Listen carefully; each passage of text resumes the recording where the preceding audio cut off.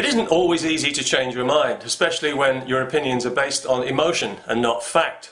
But I'm encouraged to see that some people are beginning to change their mind about the situation in the Middle East, despite the relentless anti-Israel coverage we're constantly force-fed by the Western media. Because when people take the trouble to look at the facts, they quickly realize that the Palestinian cause is insultingly bogus and phony, that the terrorist Palestinian leadership are playing the free world like a Stradivarius, and that the whole problem could be solved peacefully and prosperously for everyone involved tomorrow if only they would stop murdering people and let it happen.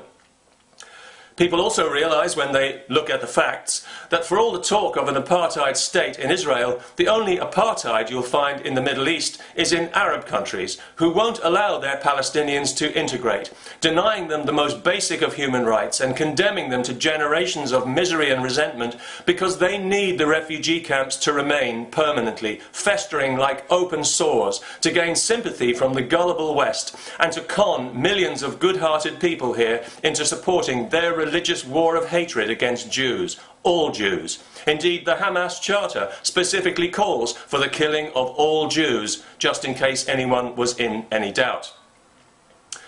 However, although the tide of truth is beginning to turn, many people are still very critical of Israel's failure to abide by United Nations resolutions, especially to do with human rights. And yes, on the surface that seems a legitimate concern, assuming of course that a UN resolution is actually worth the paper it's written on. Let's pretend for the moment that it is, just for fun.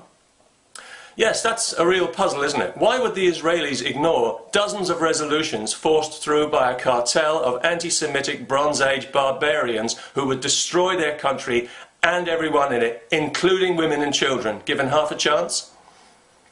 Beats me. I guess they must be fascists. If you're one of the people who still thinks like this, let me try and explain to you why they do it, in case you are just too stubborn or too dense to figure it out for yourself. The United Nations, as it stands today, is an embarrassing disgrace and an insult to humanity. Whatever moral authority it may once have had has been squandered. Its political corruption is matched only by its incompetence. Just ask the people of Syria. I wouldn't trust the United Nations to run a lemonade stand without thousands of people being needlessly killed. Among its many failings, the United Nations encourages Islamic religious hatred and racism to dress itself up in the language of human rights, repeatedly allowing its Human Rights Council to be steamrolled in this regard by a cartel of 57 mainly dictatorships and theocracies known as the Organization of Islamic something or other. They keep changing it and I can't be bothered to keep up. I don't really care what they call themselves. It's enough to know what they are, and that's brutal, barbaric Islamic hellholes that nobody in their right mind would choose to live in, and whose own human rights records are not only worse than Israel's, but immeasurably worse.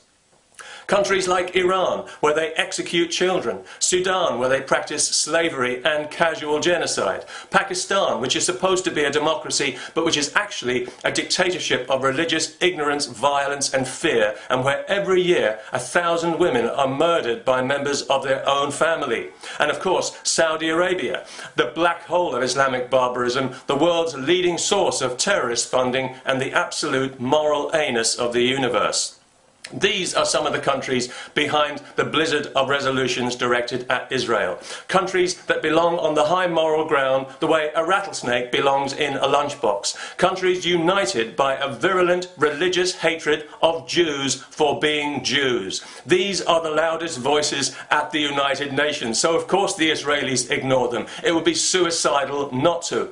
When it comes to Israel, the United Nations is a crooked court with a jury full of hanging judges, and it doesn't get any more corrupt than that. And frankly, I'm baffled as to why the Americans still tolerate this disgusting travesty on their soil and pay all its bills. They should kick it out of the country and tell it to relocate to Tehran or Islamabad, where the Organization of Islamic Fascists can go ahead and pass all the fancy resolutions they like, all written out in the most beautiful Arabic, and then promptly shove them where the sun don't shine. In attacking Israel over and over, while ignoring the real human rights violators, not only the Islamic barbarians, but the North Koreas and the Burmas of this world, the United Nations has shown itself to be nakedly partisan and to be effectively an enemy of Israel. And as I see it, unless you're an idiot, or a Western liberal, you don't take orders from your enemies. Peace, if you like.